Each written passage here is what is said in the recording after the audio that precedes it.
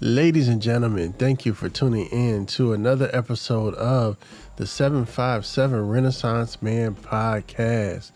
I have an interesting gentleman to speak with today. He is a comedian that has purpose. Ladies and gentlemen, I want to introduce you to Team Fred. How are you doing, sir? I can't complain, man. Thanks for having me, man. Look forward to the podcast today. Yeah, man. So we 757 Renaissance men, and when I met you, I realized that immediately. Yeah, definitely. Just trying to represent the 757 in everything I do, man. Again, glad and humble at the opportunity I have to share with you today, man. I appreciate it. Thank you, sir. So, and most importantly, we want to talk about how Team Fred got here today. But you are a veteran. Right. I am a military veteran. I served 4 years in active duty, 4 years reserve for the Army. I was formal signal officer. I had an RTC scholarship in college. Went to the great North Carolina A&T State University, Aggie Pride, and then I got commissioned as a second lieutenant as a signal officer in the Army. And I did most of my time at Fort Bragg, and then I got out. I'm a veteran. So first of all, thank you for your service. No problem. And it's good to see brown brothers with them bars. That's it. It's not a lot of us, but we take pride in trying to break down doors and barriers for African Americans being on the officer corps. So I wore it proudly, and I'm very excited that I one of the pioneers. I was in a unit where I was the only African American officer. I was in the aviation unit.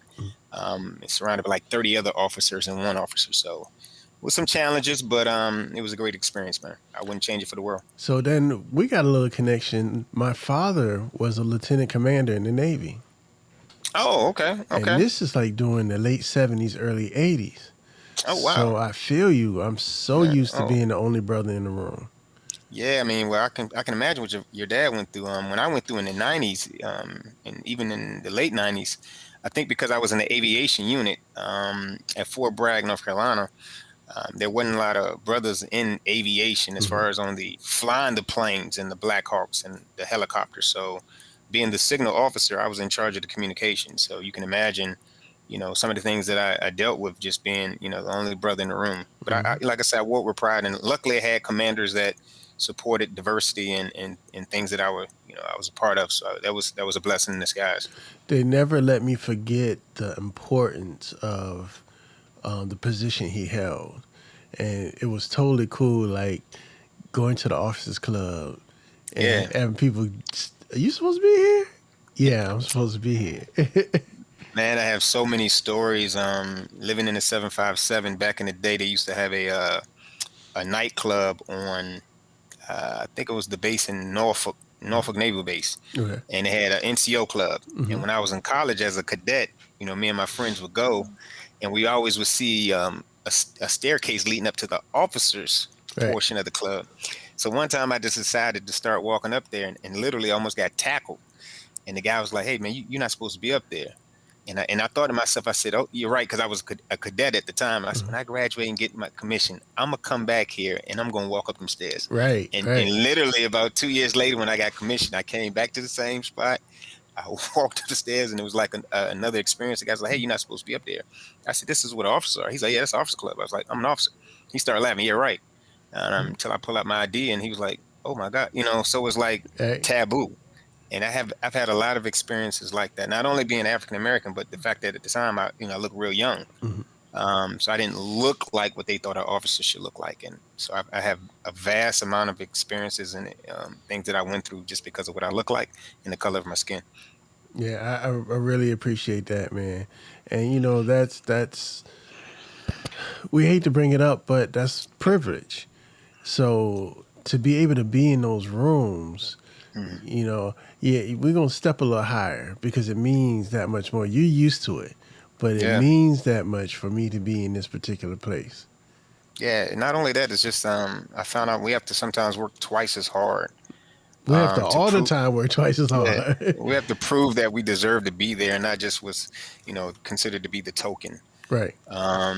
Because unfortunately, in our community, I was getting it from both sides: the officer sides from my Caucasian counterparts, and then from the enlisted side from the African Americans. Like, oh, you think you better than us? It's like, nah, I'm one of you guys. Right. Instead of looking at me as a pioneer and coming together and celebrating that, or working together to get more opportunities for African Americans, it's the crab in the barrel. Hmm. That's just our, for some reason our culture has the crab in the barrel mentality. Instead of, working together to get ahead, it's like, I got to be better than you. I have to have more than you. And it's unfortunate at times, but again, we keep trying to strive and make roads so that hopefully the next generation won't have to go through what we went through. Exactly. Exactly. And if any young brother out here looking or listening, and I understand because I came up with it, being a son of an officer, and having certain experiences, and you Hmm. would think it would be your people that would embrace you. Hmm. Like I tell a story all the time where, my father, one of his duty stations was Puerto Rico.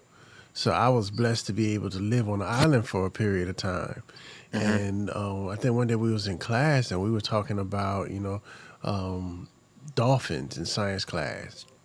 And I was like, yeah, I swam with a dolphin. I've seen dolphins before. I swam with them. And damn near had to fight in the class because, nah, you ain't never seen no dolphin before. Just because, bro, you ain't left the neighborhood.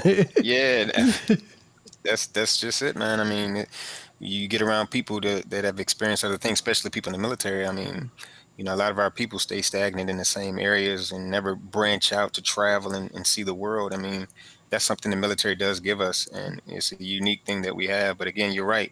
You start talking about things that you've done and places you've been, and people look at you like, like, what? Now you're showing off, and it's Right, like, no, I've right. just, that's all you knew as a child. Uh-huh. And that's why I try to tell my daughters, like, the way you guys are being raised now, that's not how I was raised. But that's all they know, Mm-hmm. is that, what daddy and mommy has provided for them and things like that. And I mean, and that's not the way I came up. So it's just, experiences. But again, our community, man, we just got to come together and celebrate each other. Yeah, man. Instead of trying to compete against each other, like, I got more than you got. It's the Monopoly game syndrome, I call it. Instead of trying to conquer the whole board, I gonna keep my little, park place, and I'm gonna charge you every time you come by, and I'm not gonna tell you how I got it. Right. Yeah, you That's had the same community chest idea, bro. yeah. I mean, it's like, yo, let's teach each other. I mean, I got friends now that still have that mindset. They invest money in stock market. I'm like, look, teach me a little bit about that. Mhm. Now, I ain't gonna show you what I'm doing. Why not? I mean, why Yeah, we can't grow together? yeah. But that's just the way it is. But then again, especially this journey I've taken with this, learning how to do the podcast and talking to other people, I have found that there are people in the community that will help you Yeah. when Hmm. they see that you're actually trying to do something. Yeah, yeah. It's not all bad, but there are a lot of people out there that trying to break barriers to help people, but then we also got to be willing to take the help too. Hmm. I see a lot of times we're not willing to take the help because for some reason we look at help, as a sign of weakness, and it's not. Always, you got to always try to remain teachable is what I tell myself. Try to be taught new things. But yeah, you're right. There, I'm involved with a community of individuals that all we try to do is help others. Like doing comedy, I work for a nonprofit where we teach comedy classes to military veterans, and we use humor as a coping mechanism. So it's just one of the avenues that I use, to try to get back to the military community, because a lot of us struggle with drug addictions, abuse, alcoholism, or PTSD, anxiety, depression. And it's easy for somebody on the outside to looking in and say, well, why you deal with that? Hmm. You don't know my struggle. Right. um, but we found that humor has been a positive coping mechanism for a lot of individuals. So the nonprofit, again, that I work with, we teach free creative arts classes because we try to get veterans to tap into that creative side to help combat some of those what we call invisible diseases. All right. So on that note, I've spoken with a couple of different comedians, Hmm. and I've always found it fascinating that people think because you're a comedian, everything is happy go lucky. But when you peel back the layers, you see it was a source of either struggle or distress or maybe even a Hmm. dark period that made the comedy rise up and is the inspiration for the comedy. And with certain individuals, that's just kind of the way that they heal. Do you find that to be true with yourself? It's very true. Comedy is just a mask that we wear to kind of hide what's really going on. Like you hear the old saying, I laugh to keep from crying. Right.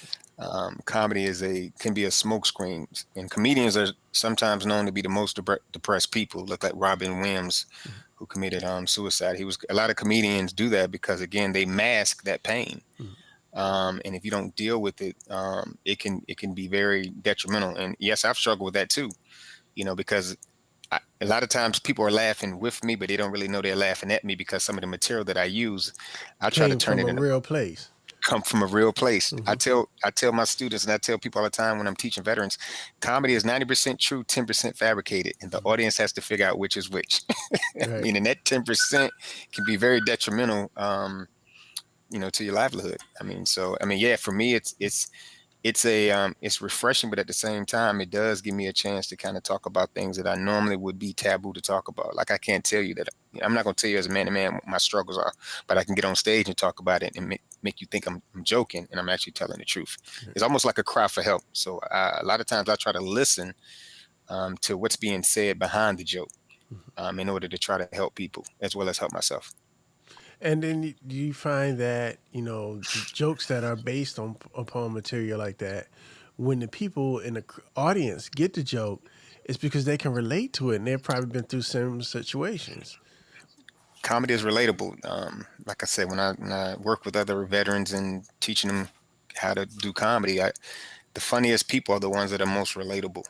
You don't have to make up things. Everybody has that drunk uncle. Everybody has a relationship that went bad, and things like that, alcohol, drugs, and stuff. So if you're relatable, then that's why the audience is laughing. Is because they either experience it or know somebody that has. Um, and that's what comedy is, just trying to be relatable to the audience. Yeah, man. Yeah. So, what are some of your favorite places that you performed at? Oh man, well, the top of the food chain is the White House. Okay. In 2016, I got a chance to perform at the White House, and that was just out of this world. And it was working with the nonprofit that I work for. It's based out of D.C. And one of the, I guess the board members, I knew somebody that was on the White House um, staff, and we put together a military veterans comedy show for the White House. And the ironic thing at the time, the host of the show was going to be Joe Biden. Okay. All right. And what happened was I was just going to support the students that were going to be performing. And I got a call, and the guy was like, "Hey, man, Joe Biden is actually out on the campaign trail, campaigning for Hillary Clinton because she was running at the time because Barack Obama was the president." Mhm. They was like, "He can't make it. Can you fill in?" And I'm like, "Let me see." So Barack is not available. Joe's not available. Y'all want me? I'm like, I got y'all. I got you. So we were able to go and put on a show for the staff at the White House, and it was awesome, man. It was, like I said, it was to be a comedian not in the game that long at the time. That's something I can put on my resume that even some of the well-known comedians haven't even had the opportunity to do. So it was a great experience. So that's the top of the food chain for me. And then a lot of churches. I do churches all over the country. Then you have this stuff like the Funny Bones and some of your national chains. But for me, I like the private events where it's just me and the audience, whether it's a church anniversary, a family reunion. Those are the events that I like to do because I feel like I can get personal with the audience. But yeah, man, the White House, nothing's going to top that. Well, I knock can on wood. I don't definitely. know. God may have something else for me Right. that's coming. Right. Hey, Right. hey, maybe on the moon doing comedy. So you mentioned performing at churches a couple of times. Um, Mhm. and I've witnessed you perform. Right. Um, is it purposeful that you do a clean set? I think it shows your creativity and your talent to be able to do clean comedy. Mhm. One of my mentors taught me early on, anybody can tell a dirty joke. And a lot of times people think about, Bernie Mac. I ain't scared of you. Right, His famous joke, right. and that makes it funny. But in order to, you're more marketable. I'm more marketable that I can do clean comedy. Somebody can call me right now and say, hey, somebody backed out on me, and can you come over here in the next 20 minutes and do a show? I don't have to ask, well, is it clean or not? I mean, I always go with the perception that if I can do clean comedy, I can go anywhere. Okay. So yeah, majority of my stuff I can do is clean. I think that takes a special talent to be able to do that. Um, as a I say, are you like a preacher? I was always told a good preacher always has three sermons at on will. Do you have your routine set up the same way? Yeah, definitely. And not only the routine setup, I have it based on time. Mhm. Because again, as a comedian, you're always offered to do events, and then first question I ask, well, how much time? Okay. And based on that is what I determine of what I put together. So I have a portfolio of jokes that I keep, and I continuously write and come up with new material. And some material I use, some I don't. But yeah, I have a database where, like I said, I can go for 5 minutes, Mhm. all the way up to 45 minutes, all the way up to an hour if need be. Based on what the need is, then I will pull or add to a particular set. And I just continue to add jokes as I go along, keeping some of the good ones and try to incorporate some of the new ones just to see if they hit. And that's how I continuously build my material. So do you ever find yourself out like, let me go ahead and see if this old routine for 5 years ago still hit? Oh yeah, I mean, and the beautiful thing about I'll say not being famous is that like the Kevin Harts, they have to come up with that material like every year because once we're not like singers, and this is the ironic thing: you go to a concert to see your favorite singer, they done played his or her song on the radio for the last 2 weeks, probably 85 times, and when you get to that concert, you want to hear that song. Comedians not like that. Once you see Kevin Hart on TV, if you saw a special that he's done and he shows up in person, you're gonna want him to do a different routine than Hmm. the one you saw, because the first thing people say, "Oh, I've heard that joke." So for me, being kind of under the radar, when I show up, I can bring my A material. Now, once I start going places 2 or 3 times, then I can start incorporating new material that they haven't heard. But for the most part, yeah, I get to do my A list stuff when I show up for the first time. But that stuff is what allowed me to continuously get booked. And I've gone back to a couple of churches and establishments maybe 5 or 6 times now. So that it continues to challenge me and continues to have me grow. So who is your test audience? My test audience, well, during the pandemic, was my Zoom events, because I'll tell people, I ain't gonna never see y'all no more, you know. But locally, we had a place called Kazi's, which is in Newport News. It's the oldest running comedy club in Virginia, and every Thursday they would have an open mic. So I would actually go down to the open mics on Thursdays and try new material. Then of course your family and coworkers, you try things on them. But now that I do a lot of events, I may not have the time to go to the open mics. So what I would do is take new jokes and incorporate them with solid routines just to see how they flow. Do you ever have people just run up to you and just be smiling and be like, "So be funny"? But, when you tell people you're a comedian, the first thing they say is "make me laugh, tell me a joke." So you get that quite often. But yeah, it happens once they find out that you're a comedian. So yeah, that does happen on occasion. I have to apologize. I have what's called an LVAD, and it stands for left ventricle assist device. And Oh, basically, my heart is run by a mechanical pump. mm, So when I'm out and about, or like I am right now, I have batteries. mm. Well, I forgot to change my batteries before our interview. So that Uh-oh. beeping you was hearing and that little scuffling was me changing my batteries. So I Okay, want to nah, you do what you apologize gotta for do, that. man. Nah, don't apologize for that. Yeah, nah, you all good, man. Yeah, no doubt. But so bringing that up, I that's one of my purposes. I feel is to bring awareness to heart health and Mm, organ donation, because us as brown people, we too scary. We don't get down with organ donation. Right. Which justifiably so. So I totally get it and I understand because there was this thing called the Tuskegee experiments, Hmm. and Henrietta Lacks, and so Right. we're still kind of dealing with that. I can see how, and I want you to talk more about your foundation because I can see how that was your inspiration to do a lot of the things that you were doing. Yeah. Well, when I first started comedy, actually one of my coworkers got me into it. I mean, I always thought that I was funny, but I never saw myself getting on stage or doing anything. And one of my coworkers, he was a African American officer. I work for the Department of Army now as a civilian, and he was an officer, but he was a Christian man. He came to me one day. He said, "Hey, man, I think you miss your calling." And I never heard somebody refer to what I did around the office make people laugh as a calling.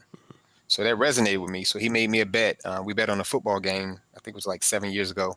He was a Cowboys fan. I'm a 49ers fan, and the What you bet know was that about them that boys? if we lost, then I would have to go down to the local comedy club and do a routine. And Cowboys don't unfortunately, never let me down. that's the first time the Cowboys ever came through for me. And the rest was history. So I mean, and again, when I first got up there, I didn't know what I was doing. I was just talking about experiences that I've been through, and then I got surrounded by another group of comedians who were doing clean Christian comedy, and I got under their wings, and they kind of opened up a lot of opportunities for me. And then the sky's the limit. Next, I'm getting calls from military bases, like Langley, Fort Eustis. I'm known as the military comic, so I got contracts with most of the military bases in the 757. We performed at all of them. Matter of fact, we got a show coming up at Langley on the 25th of this month, a week from this Friday. So, um, you know, so it's just one of those things, man, that the doors kept opening up, and I just fortunate enough to be able to walk through them. Nice, nice. So, tell me about your show on the 25th. Um, as the pandemic and things start opening back up, like I said, I've been fortunate enough to be able to work on a military base, Fort Eustis, and I did a every month. The Funny Bone used to have an amateur competition, Hmm. and when I first started, I didn't know anything about it, and then somebody recommended that I go compete. So me and my coworkers and people in the community would start going to the Funny Bone, and I'll start winning these competitions. And somebody in the audience that didn't look like me came up to me after the show and said, "Hey, man, would you be willing to help me put on a show at Langley?" And I was like, "Sure." Long story short, I did Langley, and I work at Fort Eustis. So Fort Eustis, like, wait a minute, how you gonna do Langley? You got to put on a show here. And next thing you know, man, we doing Fort Eustis, Oceana, Little Creek, Damnick, Fort Lee, and Richmond. And now that things are kind of opening back up, I'm starting to get calls again and say, "Hey, we want to do something for the military base to try to get people to come out and have fun." And the point of contact just hit me up a couple of weeks ago and said, "Hey, we'd like to do something at Langley." And I was like, "Okay, cool." And my job is I go get the comedians and bring them in, and I usually host the show, and so I have access to probably over thousands of comedians you can imagine, that all want to come out here and put on a show for the military troops. So I look forward to it. Who else is going to be on the show with you? We have a lady that actually works at NASA at Langley named Donna Lewis. She's one of the heavy hitters in the 757. I have a friend of mine who's a pastor, and he's a comedian. His name is P.T. Bratton. And then my mentor, the guy that has so many credentials, a guy named Alex Scott. He's been on BET Comic View, Hmm. Def Comedy Jam. He's going to come down and tear down the house. And then I got a couple others that I've reached out to. I'm gonna fill one more slot, so I'm just waiting to get confirmation from another guy, who will probably come out and we'll just put on a show for the base. Awesome. All right. So I always end my interviews this way. If a young brother came up to you and said, "Fred, I'm thinking about being a comedian," what advice would you give them? The first thing I would tell them is that go down to the local comedy club for open mic. Open mic is like when people go to try it out. First watch an event, and then try it out. Like I said, nothing's worse than not trying. You can't fail. It's not fair. You're just learning. So I would just tell that individual, like, come on down to the open mic, try it out, see how you like it, and then we can work from there. I'll work with you, to kind of help you put together a routine, give you some tips and tricks of the trade, take you under my wing like people have taken me under their wings. And if it's something they want to do, I'll do what I can to help them flourish. Because again, this comedy game is not something that I can give you a blueprint, and then everybody has to each individually decide what success looks like for you. Mm-hmm. Success for me is not that, not the amount of money, not the fame and the fortune. Success for me is the fact that my phone still rings for some reason. I get a chuckle out of the fact that somebody decided to pick up the phone and call and ask for Team Fred to perform at one of their events. That's, to me, that's success. Because they could chose anybody, and the fact that they took the time and chose me, either I was recommended to them, or they seen me perform and thought well enough of me to give me an opportunity to perform at one of their functions. So that's how I define success. But I would tell the young man, hey, any help you need, I'm all there to help you. Or young lady. Or young lady, yeah, All yep. right. So, how can the people get in touch with you? What's your socials, Okay. websites, any of that information? Well, I'm on Facebook, Team Fred, Instagram, Team Fred 757. My website is iamteamfred.com. And of course, my email is teamfred@outlook.com. So just hit me up on social media. And like I said, if you're looking for a comedian, and if even I can't help you, I have resources and access to other individuals who may be of service to you. Because for me, if I can't do it, I'm all about helping my brethren and sister in the comedy game get opportunities, whether it's clean or not. So if you're looking for a clean comic, hey, Team Fred may be your guy. Ladies and gentlemen, I want to thank you for taking your time out and listening or watching us today. I got some news. 757renaissanceman.com is live and a go. So instead of having to give out a whole bunch of information at the end, just check the website, y'all. Y'all can get episodes, catch us on social media, leave comments, suggestions, criticisms if you must. But check out the new website, 757renaissanceman.com. Fred, I really appreciate you taking your time out your day today and speaking with us. No problem. I hope somebody was blessed by your conversation today. And ladies and gentlemen, I'm Sean. This is Team Fred, and we're out. Yeah, be blessed.